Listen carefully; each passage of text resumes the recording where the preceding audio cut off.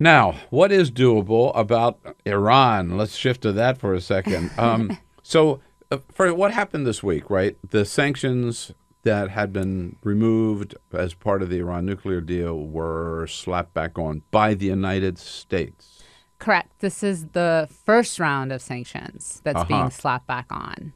And it covers stuff like, aluminum, steel, precious metals, that sort of thing, the automotive industry.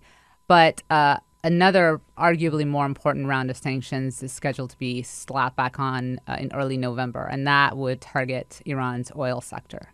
Mm-hmm. So it's pretty intense, though, and Iran's economy is already in really, really bad shape. So. And what are the European countries doing about this? Well, the European countries are very much opposed to the reimposition of U.S. sanctions, and they are saying that they will protect any companies that decide to ignore the U.S. sanctions, any European companies, Yes, and yeah. invest in Iran. But that's, they're talking about something like a blocking statute and stuff so that they can protect against these U.S. sanctions. But that is not really seeming to work when it comes to the actual companies. Like they're just, for the most part, they're leaving the Iranian market because, when you have so many U.S. investments, the U.S. is a much more important market. So why take the risk? Who does more business with Iran? American companies or European countries? Companies. It has to be European countries, European companies, and that's because the U.S. Has long had so many sanctions on Iran that it's very, very, very difficult for an American company. That's why I'm having a hard time following the connection. If that's true, that European companies, which I would, even geographically, you would, it's closer, yeah. Right? You would expect, right, for oil pipelines and stuff like that, for sure, that why the U.S. sanctions would be so crippling, if you will, to the there's Iranian two economy. parts of it. Like the first thing is like that, even though we had this nuclear deal with Iran and we lifted nuclear related sanctions, there's still a ton of other U.S. sanctions on Iran that have nothing to do with its nuclear program. So even with the nuclear deal in place, American companies really had very little possibility of doing business in Iran. Now the nuclear deal is pretty much gone. And so these sanctions are back on. Now, the sanctions, though, what's important about them is that they also are, for the most part, actually secondary sanctions.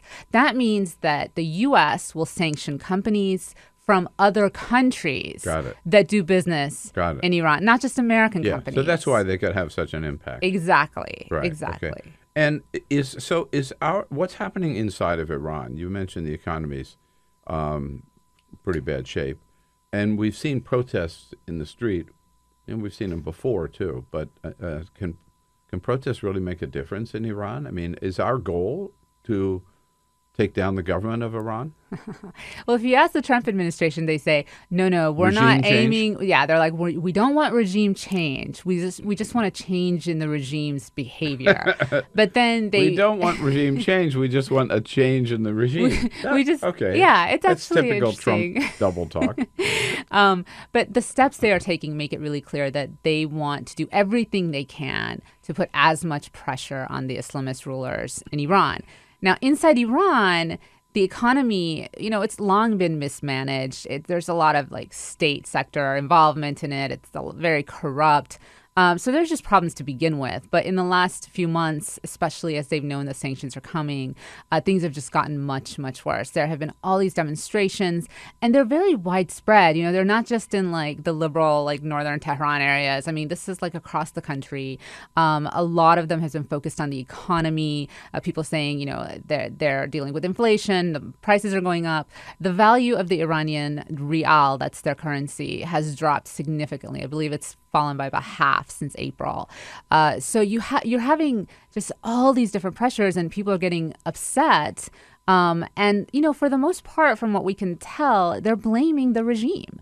And they're not really blaming the U.S. Now, that could change. But that doesn't mean that people are going to necessarily become happy. I mean, many of them have long been unhappy with their own leaders. How